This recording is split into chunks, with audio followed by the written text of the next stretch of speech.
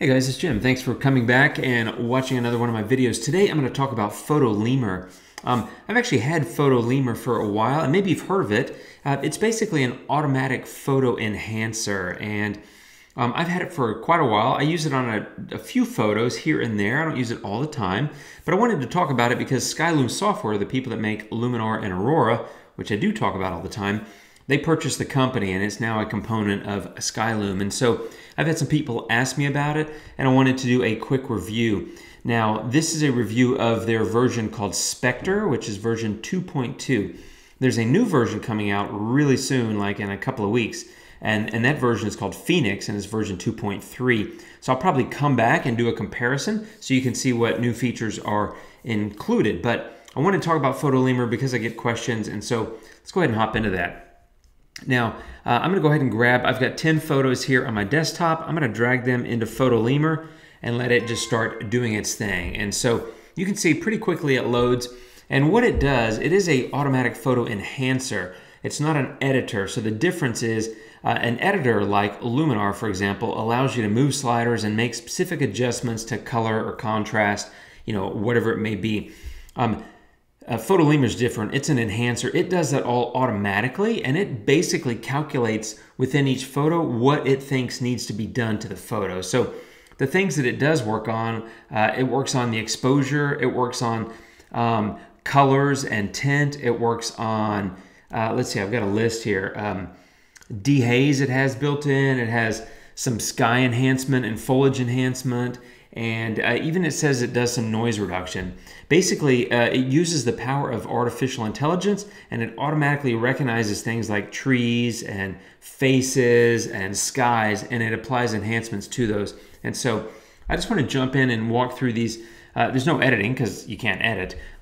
So I just want to walk through some of these photos and show you what it does. So here's a before after. Now this is a raw file. That's this photo right here. That's .orf. That's an Olympus raw file I shot a few years ago when I had an Olympus camera. So it does accept raw files and JPEGs. And on their website you can find a lengthy list of the raw file or the camera types that they support. But it does support Olympus, and so that's my old camera. I shoot Sony today, but regardless, it works fine. You can see it's done a lot. And if you look at the building, this tower here, you can see how it shifts. So it also appears to me there's a bit of perspective correction. Well, no, that's not the right word. Distortion correction. So I think that that's probably somehow included as well. But it obviously brightened it. It gave the colors a little bit of pop. And that's a raw file. I actually think it looks really good. Like I would probably look at that and say, that's pretty good. Now, if you watch my videos, you already know that I love to edit photos. It's kind of my thing, hence all my videos about Luminar and all that. But there are definitely times when I say, crap, I don't want to just edit a bunch of stuff. I want to get some photos out and, post it or whatever it may be. So it could come in really handy for certain things.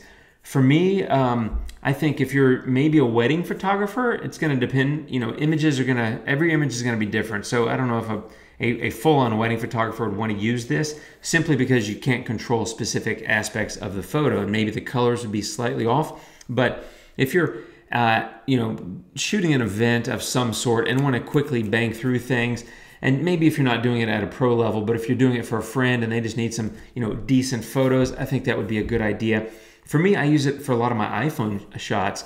I post kind of all kinds of stuff on Flickr, and so I put iPhone shots out there, random experiments, regular photos, things like that. And so that's an idea for me, is to do my iPhone shots in Photolemur, because then, I could come back from a trip and I'll have, maybe 10,000 photos with my Sony camera, which I'm never going to get to. However, I still want to edit those, specifically, but I'll come home with a couple of thousand iPhone photos. So it makes a lot of sense to just stick them into Photolemur. It gives you a nice result and you can move on. So that's one photo. Here's another Olympus raw file. And all I did is I just took a few different examples of scenery types and light conditions so that you can see sort of how the photo works. You get a before after. One thing you do have is a slider here.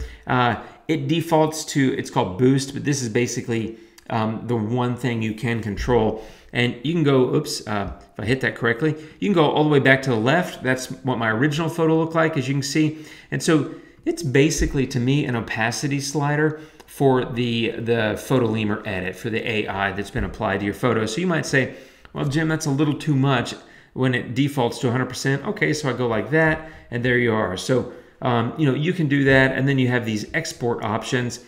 You can save it to disk, put it on Flickr, email it, Facebook, Twitter.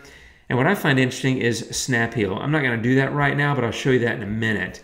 Let me show you this photo. Here's from Amsterdam. Pretty nice. Personally, I would edit this photo differently. This is a RAW file. And this photo is a good example of what it doesn't do for you in Photolemur, and that is it does not straighten the photo.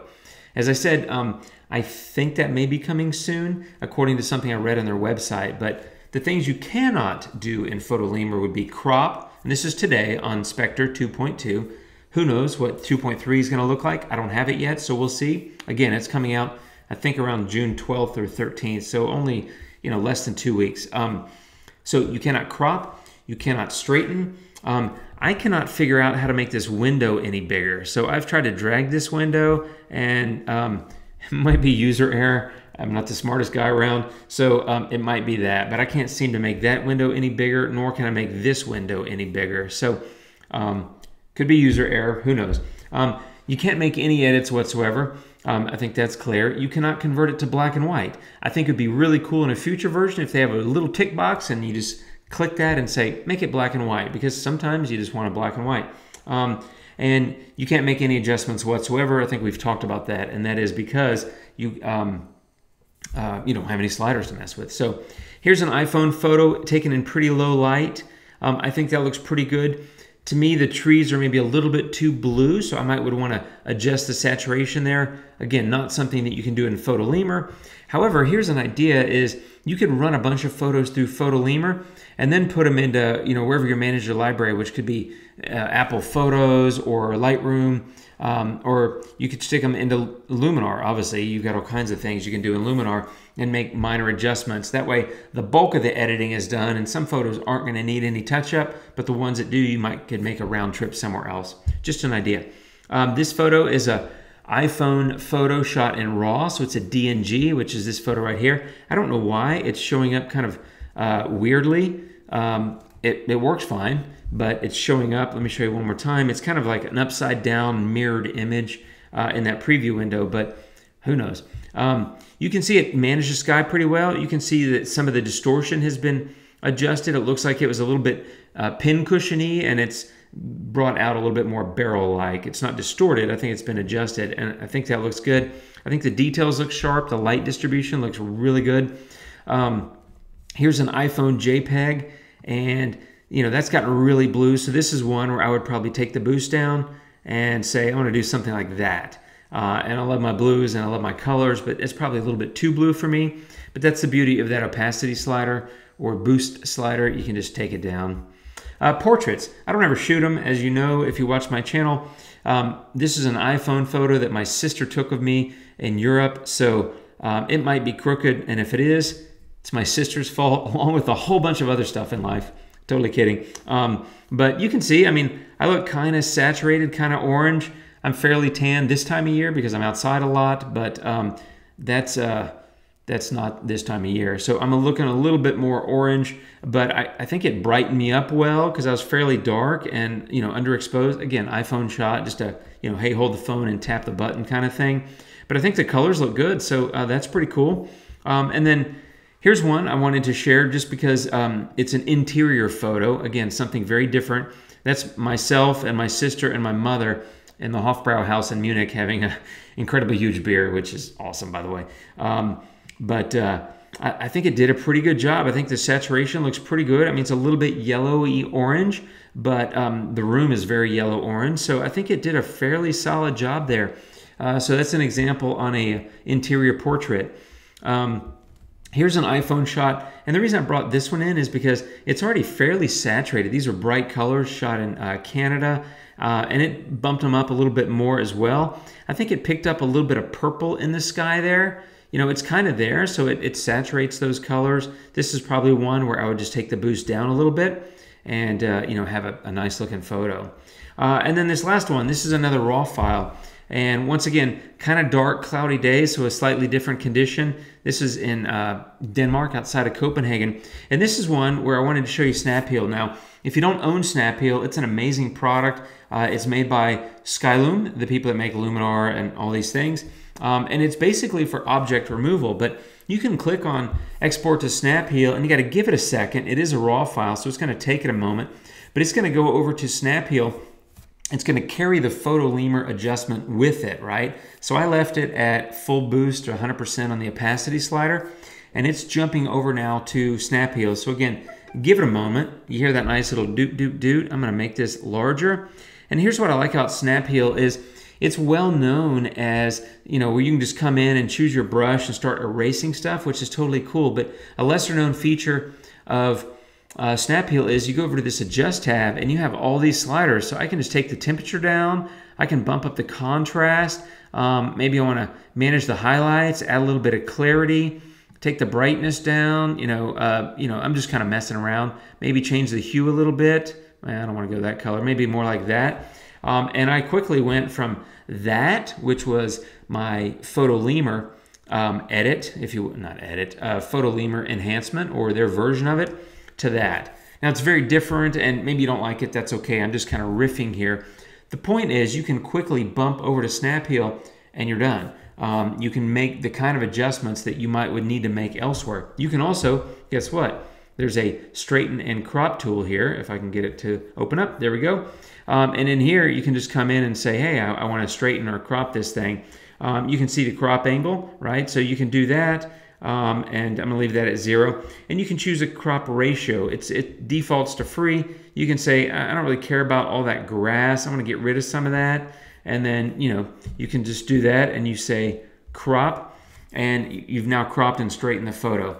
Again, you can't do it in Photolemur, at least not today, maybe in a future version, I don't know. But you can do that with a quick jump to Snap Heal. However, you do have to own Snap Heal first. So the thing I don't notice is you can't go back to Photolemur, although you don't need to, so that makes sense. You would just hit save, and then you'd save image, and it comes up with something weird. I would just change desktop, save my image, and that image will drop into my desktop. I'm going to close Snap Heal.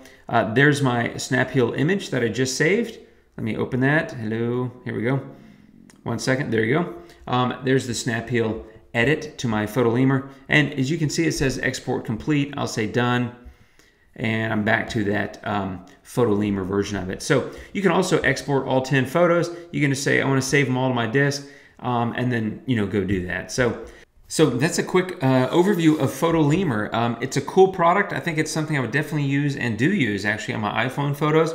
I think if I have photos that I'm really not going to spend a lot of time doing my artistic thing on, that I shoot with my Sony camera in RAW, I would use it on that.